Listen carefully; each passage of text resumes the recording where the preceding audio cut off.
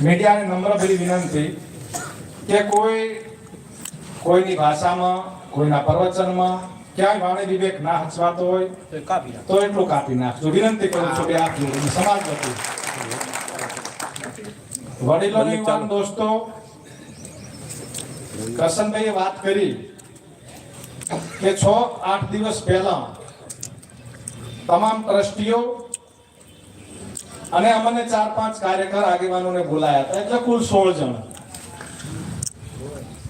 એમાં ચર્ચા વિચારણાના અંતે આ મીટિંગનું આયોજન કરવાનું નક્કી થયું છે. આપણે જે વાત કરી હતી લોણશીલા, કરશનભાઈ તંત્રી સાહેબે વાત મૂકી હતી કે આ જે વિવાદ 50 વર્ષથી ચાલે છે, હવે આ જમીનનો નિર્ણય સમાજ કઈ રીતે મારે લેવાનો છે, બરાબર ને? તમને પૂછું છું, વાત થઈ હતી લોણશીલા. લોણશીલા જે વાત થઈ હતી એના અનુસંધાને તે દિવસે વાત કરી હતી કે જ્યારે આનો નિર્ણય લેવાનો થાય ત્યારે આખા સમાજને પૂછીને અને સમાજની મંજૂરીથી આ નિર્ણય લેવામાં આવશે. એટલે જે ટ્રસ્ટીઓની ટ્રસ્ટી મંડળ અને આગેવાનોની ચર્ચા હતી, પણ એને આખરી મંજૂરી, આખરી મોર એ સમાજ મારે. આ મિલકત ઉપર અધિકાર સમાજનો છે. તો મારી આપ સૌને વિનંતી છે કે આના કરતા પણ મોટી જમીન લેવાય. 10-12 વીઘા જમીન 1.5 કે 2 કિલોમીટરના ગાળામાં લેવાય અને આગામી 50 વર્ષનું આયોજન ધ્યાનમાં રાખીને લેવાય. આવા નિર્ણય હાથે જે ટ્રસ્ટ અને 16 જણની કમિટીએ જે નિર્ણય કર્યો છે એને સર્વાનુમતે નિર્ણય હતો 16 જણનો. એમાં એક પણ વ્યક્તિની આગા-પાછી વાત નથી અને એ 16 જણનો નિર્ણય એ તમારો બધાનો અવાજ હતો.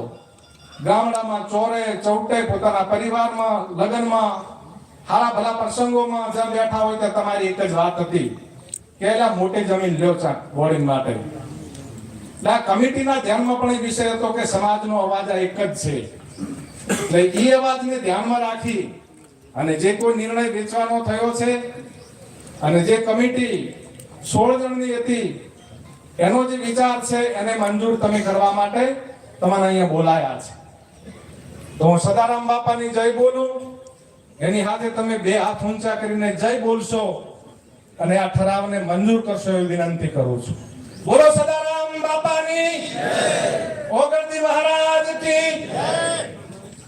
આ જમીન વેચવામાં કોઈનો મત ન બનતો હોય અને એને હાથ ઊંચો કરવો હોય તો વિનંતી કરું છું, કોઈનો મત ન બનતો હોય તો હાથ ઊંચો કરે.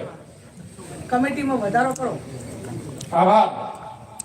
આદરણીય કરશનભાઈ તંત્રી સાહેબે વાત કરી કે તમે જે વાત કરી હતી બોળા સમાજને ગમે એવો નિર્ણય કાયમી માટે મારો રહેશે.